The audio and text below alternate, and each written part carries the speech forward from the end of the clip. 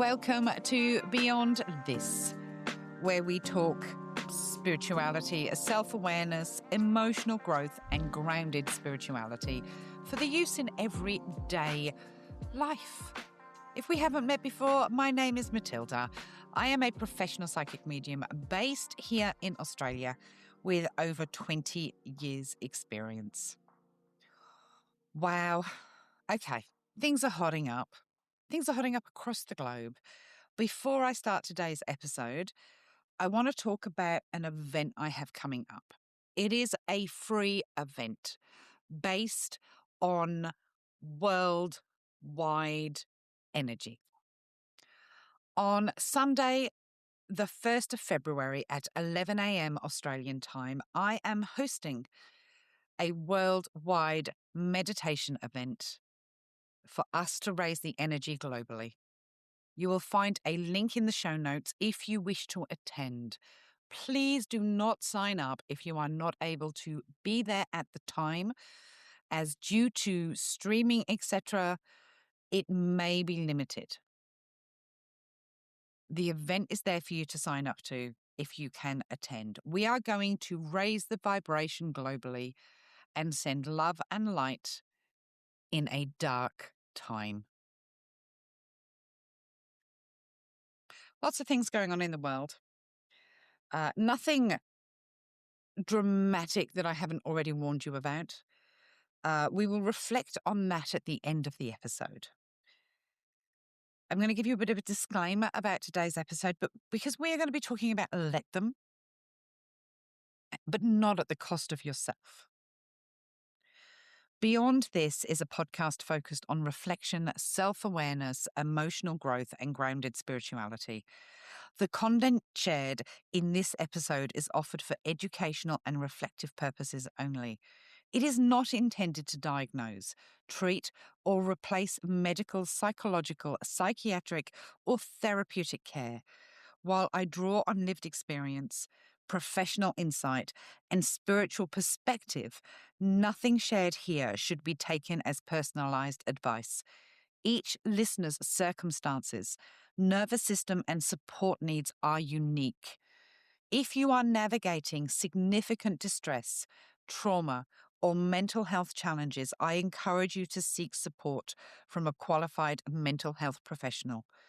Please listen with care. Go at your own pace and prioritize your well-being. You are always welcome to pause, return later, or take what resonates and leave the rest. As always, we will have a meditation towards the end of the episode that should help you bring you back to yourself. In this episode, I'm talking about emotional needs, boundaries, relational dynamics, and the ways popular self-help language, including let them, can sometimes lead people to silence themselves. If you have a history of emotional neglect, people-pleasing, abandonment wounds, or relational trauma, some of this may feel tender. Nothing in this episode is intended to shame, dismiss, or push you to override your feelings. You are welcome to pause, come back later, or take this all in slowly. This conversation is about self-trust, not emotional bypass. There's a phrase everywhere right now. It's in podcasts, reels, captions, coaching spaces. 2 words. Let them. Let them judge you. Let them leave you. Let them misunderstand you. And on the surface, it sounds freeing. Because what's being shared is empowerment. Is often being used as emotional self-silencing. And those two things are not the same. The modern let them theory has been popularized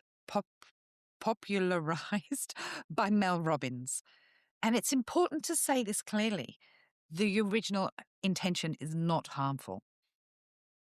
Mel herself has said, when you stop trying to control other people, you finally get your power back. And I agree with that. And she also says, let them think what they want. Let them react how they react. Your job is to stay focused on what matters to you. The core of Let Them is meant to be about releasing control, ending people pleasing, allowing autonomy, and returning energy to the self. This is not the problem. Where the problem begins, when Let Them stops meaning I release control over others and starts meaning I shouldn't need anything at all. People start telling themselves, I shouldn't need reassurance. I shouldn't ask for clarity. I shouldn't want repair.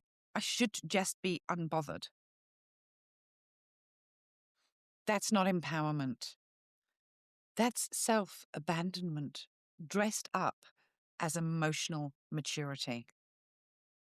Emotional maturity is not the absence of need. We are wired for attunement, safety, repair, and consistency. Needing communication does not mean you are insecure. Wanting understanding does not mean you are controlling, and asking for repair does not mean you are attached. The nervous system regulates through safety, not slogans. People swallow their needs in the name of being healed. They say, I won't bring it up. I'll just detach. I don't want to rock the boat. And often many people that are faced with these dilemmas have already been told that they want too much, that they are too much, that they're needy. They have been molded into a people-pleasing format. And we are just quietening them by telling them not to react. But being unbothered is not the same as being regulated. If your body feels anxious, tight, and unsafe while you're saying let them, that's not detachment. That's self-erasure. When you silence your needs, resentment builds, anxiety leaks sideways, boundaries harden, self-trust erodes. What isn't expressed doesn't disappear, it stores. Let's teach people to communicate their needs. Let's teach people that it's safe to talk about what they need with those they love. Letting someone be who they are does not mean staying where you are harmed. Even Mel Robbins says, let them and then you decide what you're going to do next. The second half matters. The missing half is let me. If there is a let them, there must be a let me. Let me feel. Let me speak. Let me ask for repair. Let me walk away consciously. Empowerment is not indifference. Empowerment is choice. Through my work, I have talked about self-concept for a long, long time. I have educated, I have spoken, I have tried to empower people to learn about their self-concept. Our self-concept is often formed by those around us. It is molded to their needs, not on purpose, not maliciously. Through education spaces, through not being as self-aware as parents, caregivers, grandparents, teachers should have been years ago. Learning to communicate your needs freely without fear of judgment, fear of put down. Fear of being abandoned is one of the strongest things you can do. You don't have to walk away from everybody in your life, but you can have a conversation with them. And once you've worked on your self concept and your strength and belief in who you are better able to make choices about let them or let me. We're going to talk about Patreon and give our Patreon shout outs next.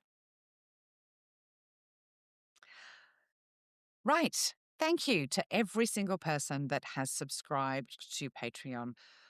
I am always in shock that you guys continue to sign up for the content that I provide. We had a coffee morning last weekend, which for those that are members of the coffee morning level and up, it's available. Answers all your questions. So many good questions, so many current affair questions. We did talk about what was going on at the moment with ICE and other things. There's lots of predictions in those coffee mornings because you get to ask what you want to ask. We have our connected tier open circle next weekend. I'm about to record the Q&A podcast. We have the manifestors meetup. We are busy, busy, busy bees. So thank you to Karen Pilecki, Ashley, Stephanie, who has joined for 12 months, Michelle, Melissa, who joined for 12 months, Rachel, who joined for 12 months, Dree, A, Susie, Dawn, and Lauren Hutchinson. Guys, don't forget to have a look at the collections tab. That is where all the past content, past predictions are. You'll see a lot of stuff that's really starting to play out at the moment. That I made predictions last year. So get on and have a look at those collections. You have access once you join to everything backdated for that level. And if you join one of the top tiers, you have everything for 2 years, actually, of Patreon. So thank you, guys. Without you, there would be no Beyond This. Thank you, thank you, thank you. So we're going to do a grounding exercise now. It's going to help you return to self. At the moment, there is so much going on, so much media, so much news. The world is busy. Lots of people are complaining of feeling anxious and stressed. Especially the recent new moon has made a lot of people feel anxious and stressed. This is an exercise you can do really quickly, just to bring you back to center, returning to yourself. As always, please don't do this whilst you're driving. Feel your feet on the ground. Sit comfortably, feel your feet, and notice how your body is being supported. Sink into the chair you're sitting in. Feel your body as it's supported. Place your hand on your chest or stomach and silently say, I am allowed to feel what I feel. Notice any truth or boundary you've been holding back. You don't need to act. Just notice. And say, I don't have to disappear to be in peace. I can let others be who they are without abandoning myself. Take 3 slow, deep breaths. In through your nose and out through your mouth. And again. And again. When you're ready, gently return to awareness. You do not need to become emotionally unreachable to be empowered. Let them be who they are, and let you be honest about what that costs. That is self-trust. So, it's going to be a busy week. I am recording this on Australian Tuesday, the 20th of January. Gee, it's been a long year already, hasn't it? Um, Lots of predictions starting to come out. I heard gossip that JD Vance is a double agent. Have I been saying that or have I been saying that? I also saw the 3 shark attacks in one day in Bondi. I saw the shark in Sydney Harbour. That was another one of my predictions. Shark attack in Sydney Harbour, another one of my predictions. Lots and lots of things starting to play out. I'm going to have to start doing some putting together of videos to give you all a little bit more of an update. Also, I think there was one about a Norwegian politician or news from a Norwegian politician. I think the Norwegian Prime Minister took that prize. Amazing. Let's jump in and let me tell you what I see coming in for the coming weeks.